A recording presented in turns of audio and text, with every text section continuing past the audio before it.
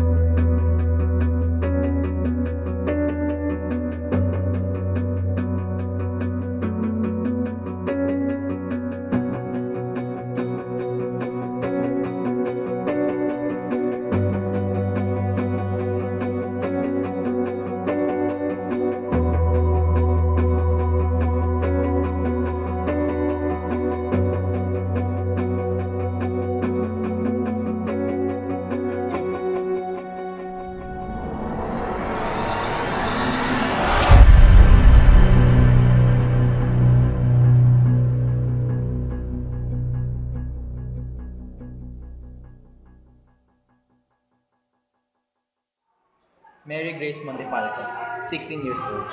Fourth year student ng Arendelle Academy. Date of birth, January 18, 1998. Date missing, September 19, 2015. The hair color is brown. The eye color is hazel and 5'4" in height and 100 pounds in weight. Huling nakita sa labas ng bahay nila. Sinong huling nakakita sa kanya? Parents.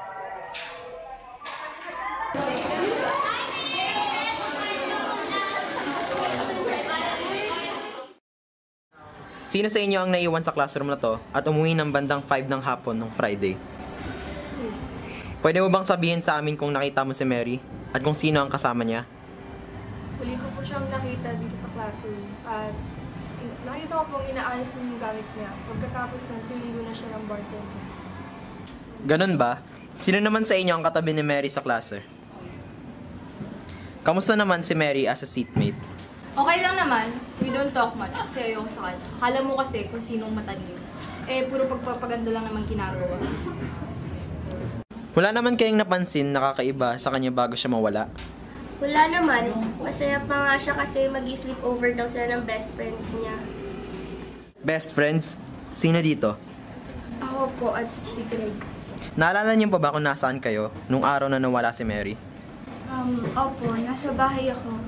Hinihintay kong dumating sila Mary at si Greg kasi may sleepover kami. Kaso si Mary, hindi na siya dumating. Ikaw naman, Mr. Greg Domingo po.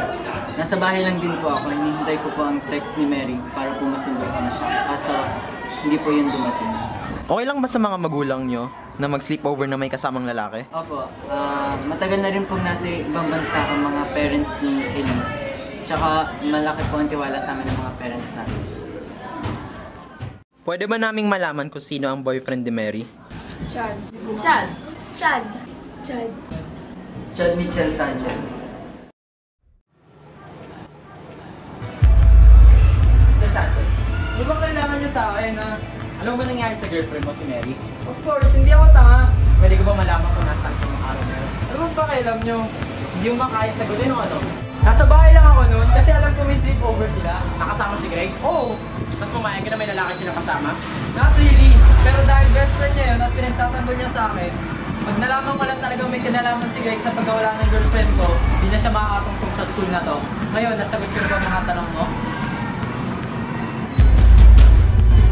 Mr. Sanchez, kailangan namin makausap na maayos. Hindi makakatulong yung ganyang ugali mo sa paghahanap namin. Maliban na lang kung may bagay ka na ayaw mong malaman namin.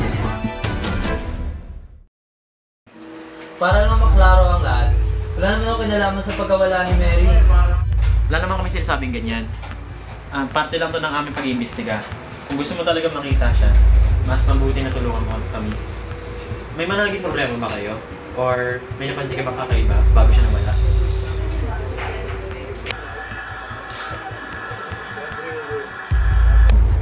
Problema?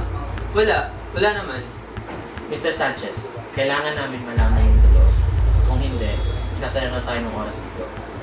May gusto ba kayo parating sa akin? May mga ebidensya ba kayo nagsisinungaling ako? Alam namin nagtatalo kayo nung araw na hinatid mo siya sa bahay nila. May mga nakita sa inyo. Ngayon, paano mo ito maipapaliwanag? Gusto lang namin malaman kung ano nangyari nung hapon na yun, Mr. Sanchez. Oo, nag-away kami nung hapong hinatid ko siya sa kanila. Gusto ko siya makasama nun pero pinili niya yung mga buwisit niyang mga kaibigan. Hindi ka ba nag-aalala na may kasama silang lalaki? Hindi ko siya hayang sumama sa Greg na yun kung hindi lang talaga tiwala sa kanya ang parents ni Mary. That would be enough, Mr. Sanchez. Mabalitaan na lang namin ikaw kung mga panibagong update.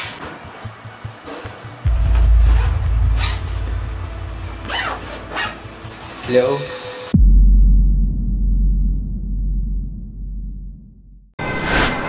Alam mo ba yung sure na? Ako, okay! Kasi. Ay, teka.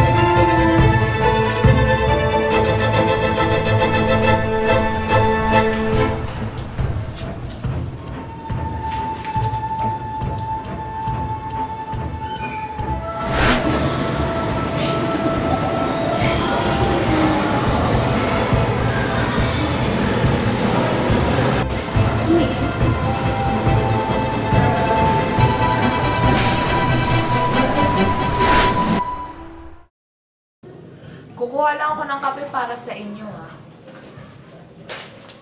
Kamusta naman si Mary bilang isang anak? Nagre-rebelde po ba siya sa inyo o nagpapakita ng galit? Ganun ba kababa ang tingin niyo sa anak ko?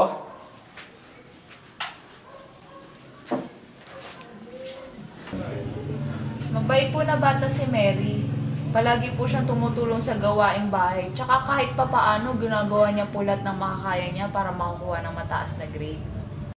Ni minsan ba, hindi niya kayo sinasagot-sagot? Nako, hindi kayang gawin yan sa amin ni Mary. Maayos namin siyang pinalaki. Naging magulo lang naman ang lahat nang dumating yung chat na yan sa buhay ni Mary. Dad, Hindi! Siyang dahilan kung bakit nawawala si Mary ngayon. pwede ba? Huwag ngayon. Pasensya ka na, hindi lang makatulog na maayos tong asawa ko. Ang dami lang talaga tumatakbo sa isip niya. Wala ka na ba ibang tanong? Gaano na ba katagal ang relasyon ng anak niyo at ni Mr. Sanchez? Nagdadalawang taon na. Ano naman pong opinion niyo sa relasyon nila? Tinatanggap ko naman. Kaya lang, tuto lang talaga ang daddy niya pagdating diyan. Maraming salamat sa pagpapatuloy niyo sa amin. Babalitaan na lang po namin kayo.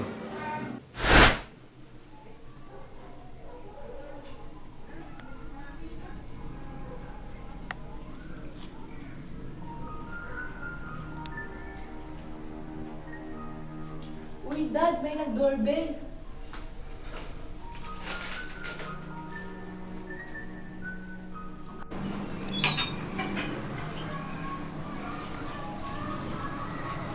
Uy, ano to?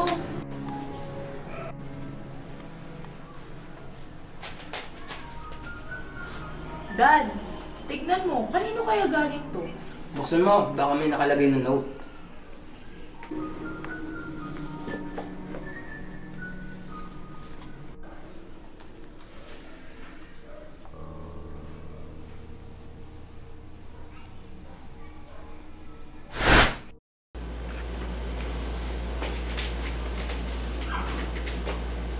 Tingin mo, kinalaman kaya si Chad dun sa pagkawala ni Mary? Hindi ako sigurado pero siya yung pinakamalapit na suspect ngayon. Kita mo naman sa mga kilos niya, di ba? And besides, it's always the boyfriend. Na hindi nga tayo matingnan sa mata ng diretso. Nakakaduda. Malakas kutob ko na may kinalaman siya sa pagkawala ni Mary. Malakas din yung kutob ko na madaming mali sa kaso na to. Kaya hindi pa natin kailangan malaman.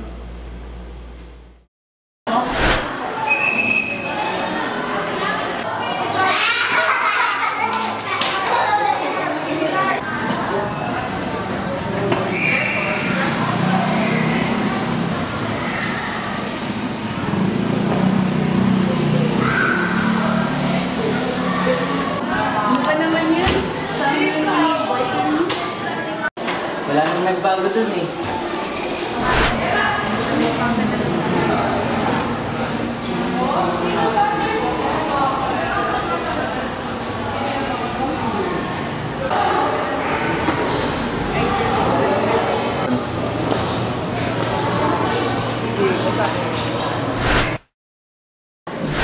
Simpleng hug lang naman yun. Simpleng hug?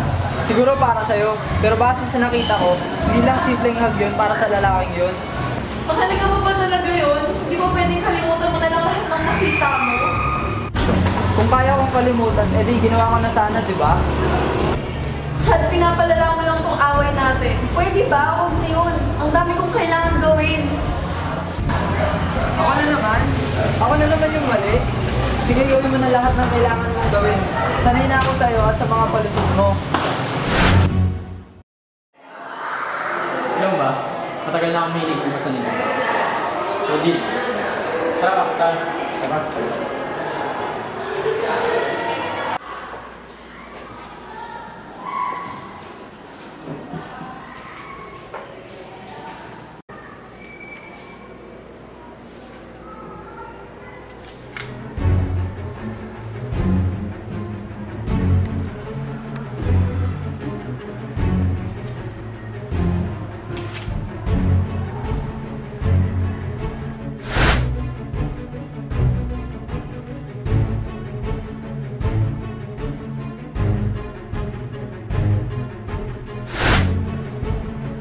Sarge.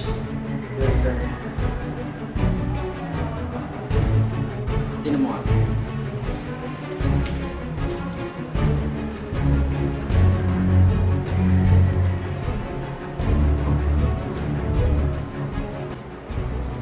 Miss, alam mo ba kung kaninong mga gamit yung nandun? Yun po ba? Basta po ni Greg yun, ayaw nang ginadala ng gamit niya, kaya makanan.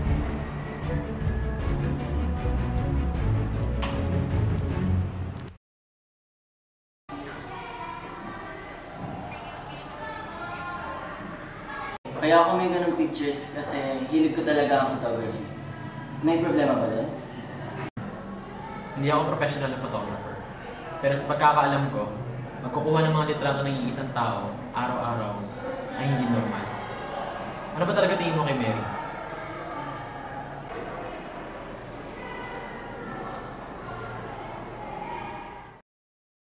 Matagal na magkaibigan si Greg at Mary. At matagal na rin tinatago ni Greg yung nararamdaman niya para kay Mary. Sa tingin ko, yun ang rason ko bakit may mga picture si Greg na puro mukha lang ni Mary. At yun din yung rason niya kung ba't ayaw niya pinapagalaw yung mga gamit niya. Dahil natatakot siyang may makaalam nito. Matagal lang may gusto si Greg kay Mary. Malaki ang posibilidad na may kinalaman siya sa pagkawala nito. At 4 na taon ng pagkasama ay sapat upang makagawa sila ng mga bagay nito. Pero, ba't sa ganong paraan? Dahil alam niyang hindi niya makukuha si Mary dahil kay Chad.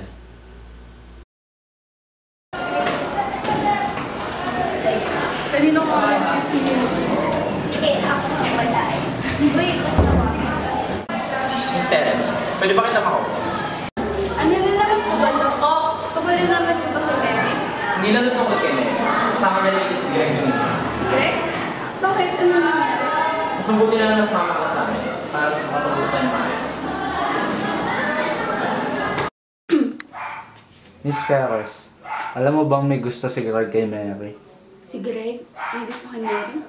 Nakausap na namin siya kanina at umamin na siya. Paano nangyari yun? Ba't di ko man na napansin? Tsaka, ni minsan wala siya sa akin sinasabi. Parang napaka-imposible naman yan. Bakit hindi mo siya subukan kausapin?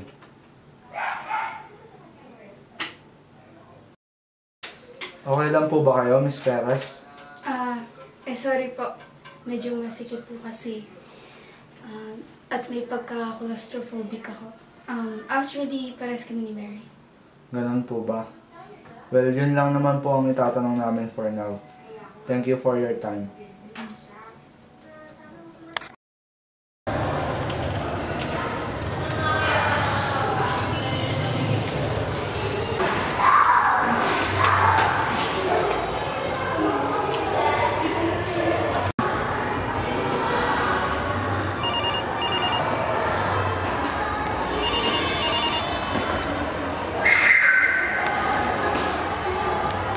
I'll be there.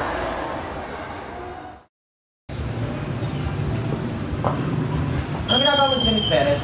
Sir, meron po ba kayong pinasasabi sa inyo? Hindi talaga afford nila Mary yung school kaya nagsusumikap siya na maimitin yung grades niya. Miss Perez, alam na namin yan. Pero nitong taon na to, sobrang nahihirapan na siya sa mga subjects niya. Sobrang stress na siya kasi hindi niya na alam kung anong gagawin niya lalo na nalaman niya yung results ng exam. Ha? Sigurado ka ba? Ayon sa nalalaman namin, pasado naman siya tapos nasa kanya pa rin yung scholarship. Yan ang akala ng lahat. What do you mean? Si Sir Rodriguez. Oh, ano meron sa kanya? Hindi ko lang alam kung ako lang nakapansin nito pero matagal na siya may gusto kay Mary. Minsan nga, nakikita ko siya na nakatingin kay Mary na para bang, ewan, nakaduda talaga siya. Akala ko nga agad na lang yun, pero hindi matin yung exams namin. Sobrang nagulat si Mary kasi nakapasa siya.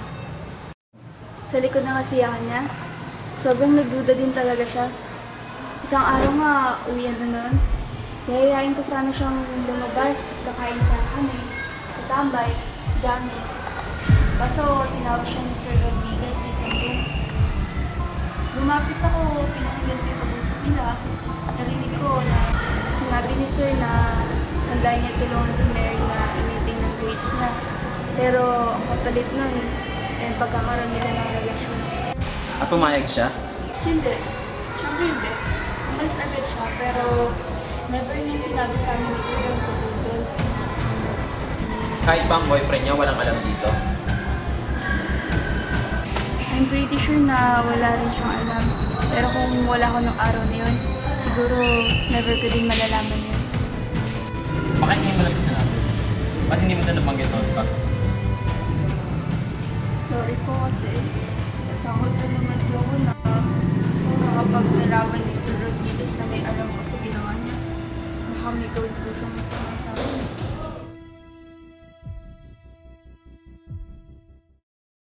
Sir Rodriguez, binago mo ba yung grades ni Mary para hindi mawala scholarship niya? Ha? Anong binago? Of course not.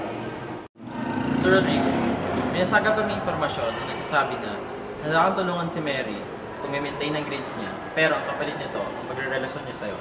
Totoo ba to? Ha? Why would I do that? I won't risk my job para lang makipag-tuition sa isang student. So maaari mo ba sabihin sa akin kung bakit mo kasama yung mga tao ng mga ganun? Siguro bored lang siya. Kaya niya nagawa yun. Uso na ngayon yung mga ganun eh. Pero Sir Rodriguez, seryosong kaso to. May nawawala ng tao. Sa tingin mo may panahon na pagtripan ka ng mga bata ngayon? So, masasabi mo kung na-set up ka lang? Probably. Dahil sa dinami-dami ng teachers, ikaw pa. Naisipan mo ba yun, Sir Rodriguez? Kung walang galang na, Lieutenant. Pero alam mo, you're just wasting your time here. Yung wala aking strong evidence to prove na tama yung mga allegations niya against me, diba? So, I am not guilty until proven, right? So, excuse me, nalilin pa ako. Hello? Sino ba to? Nag-uusap pa ako. Ano? Sige, pupunta na ako.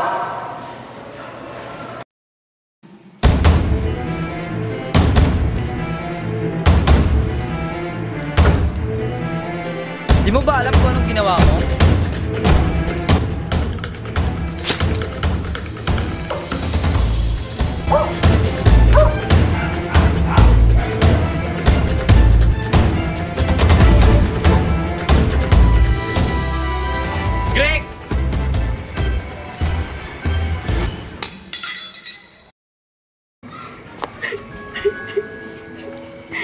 Hindi ko akalain na magagawa niya yung kay Mary. Sa lahat ng taon siya pa. Aksidente ko lang naman nalaman na siya may pagkana ng pagkawala ni Mary. At nung sinabi ko na sumuko na siya sa pulis, tinanga niya akong patayin.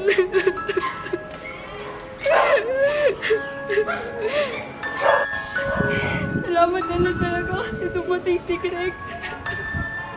Buti dumating ko yun. Miss Perez, ano ba yung kalagayan ni Mary ngayon? At saan siya tinago ni Chad? Pero sana po po siya. Please tulungan niya yung best friend ko. Iligtas niyo siya, please. Don't worry, Miss Perez. Mahanap din namin siya.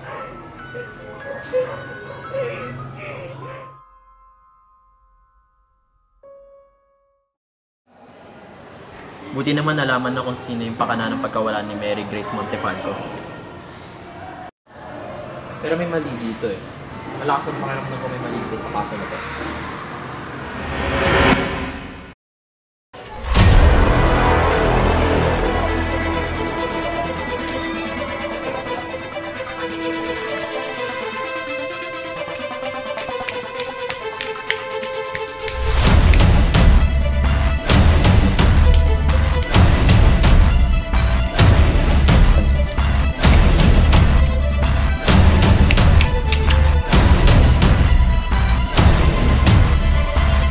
Tulungan niyo po ako.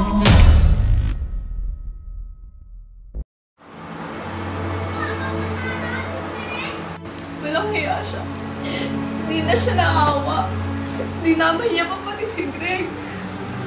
Si Greg. Bakit? Ano nangyari kay Mr. Domingo? Nahanap niya ako. Pinuntaan ako ni Greg pero walang awa niya pinatay si Greg. Pagdilat ko ng mga mata ko, nandun yung katawan niya. Pero pinungutan siya ng ulo. Ang babayad siya. Nagkatiwalaan ko siya ng ilang taon pero ganun lang yung ginawa niya.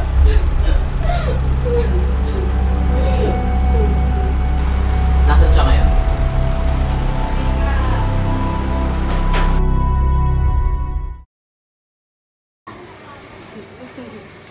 Confirm. Nandito ang katawan ni Greg Domingo. Hindi ko na alam na sasabihin.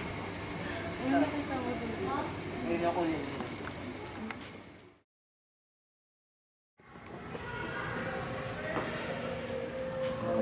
May nalaman po kami additional information. Sina Mr. and Mrs. Montefalco ay nagkaroon ng 2 anak noong January 18, 1998. Kambal na babae yun at dahil sa kahirapan, pinampun nila yung isa na pinangalanan nila noong Evangeline. Lumaki siya sa ibang pangalan, Elise Perez.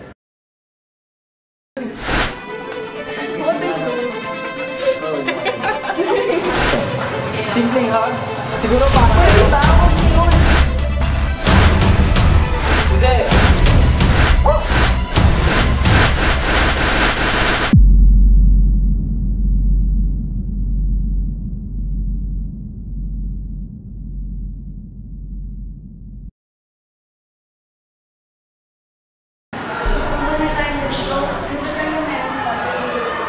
Ewan ko.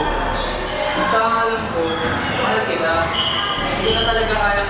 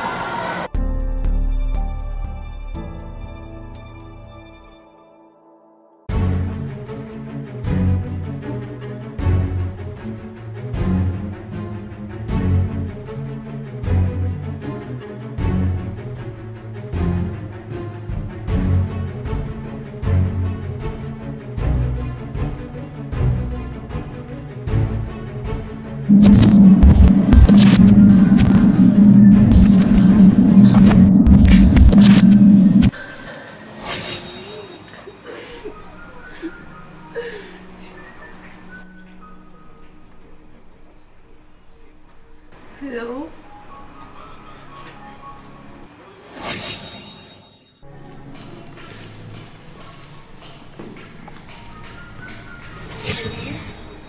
Elise, ikaw ba yan? Sorry hindi ako nakapunta. May problema kasi ako eh.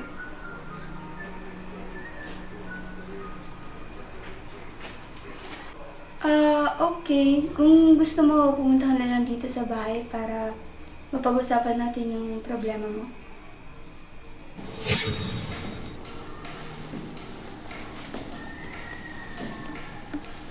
Elise? Elise? Elise, nandito na ako. Elise? Elise? Elise?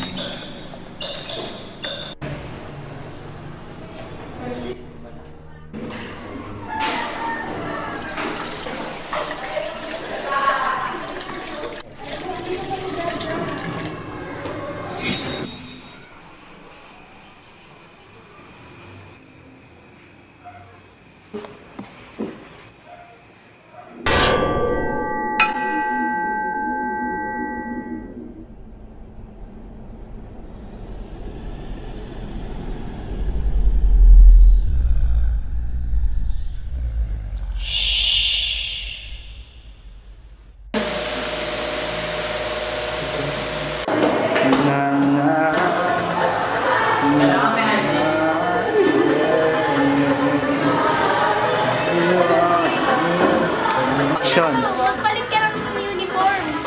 Wala ko. Kahit sweat. Okay na. Okay na to. Okay na.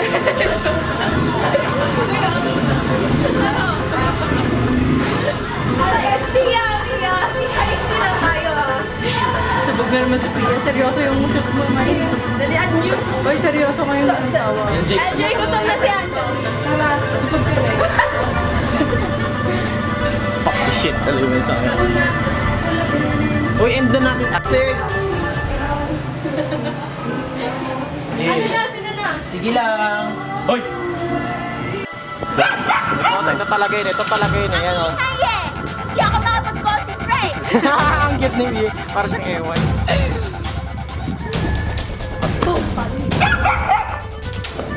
Sana makawala yung aso, alam mo yun. Sabon. Oh, masaya ka na. Ayan, kasama. Action. Confirm. Dito nga ang katawan ni Greg Domingo. Mary! Pwede ba naming malaman kung sino ang boyfriend ni Mel? Action. Hindi mo makasa. Makalunok. Action. Kukuha lang ako ng kape para sa inyo. Action. Ay, kuko! Action. Action. Hindi. Siya ang dahilan kung bakit nawawala si Mary ngayon. Pwede ba? Huwag ngayon. Action. Ano ba kasi ginagawa mo dito? Wala namang kwenta yan eh. Ako na nga ito. Chad, pinapalala mo lang tong away. Action. Ano naman po ba ito? Wala naman po ba kay Mary? Hindi na rin po kami. Baka narinig si Greg. Greg? Bakit yun na? Tumami na siya. Paano napaka-posible naman? Tsaka, pwede ko na-cancel. Tsaka, napaka-posible naman. Ulit.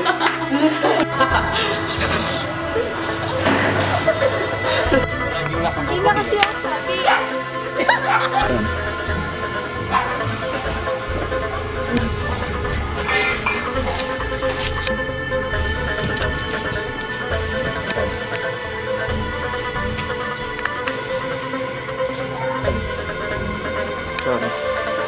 Greg! Greg! Wait lang!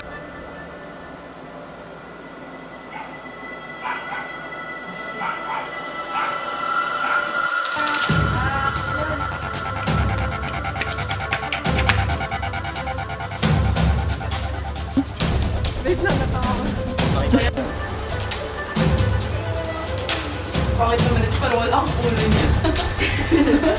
Ano? Pero wala na siya. Ano ko ni Greg? Ano ko ni Greg, pero wala ko na pinatalo. Pinatalo ni Greg. Action.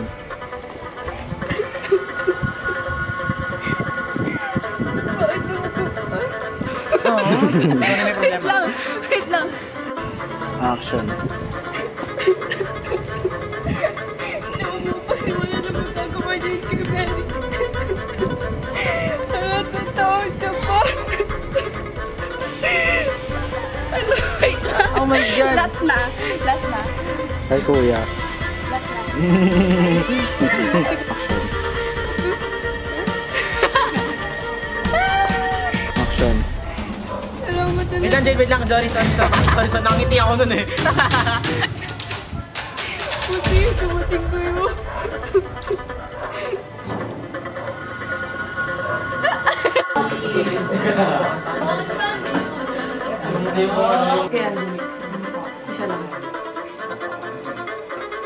Action. Elise? Elise, ikaw ba yan? Sorry, hindi ako nakapunta. May problema kasi ako eh.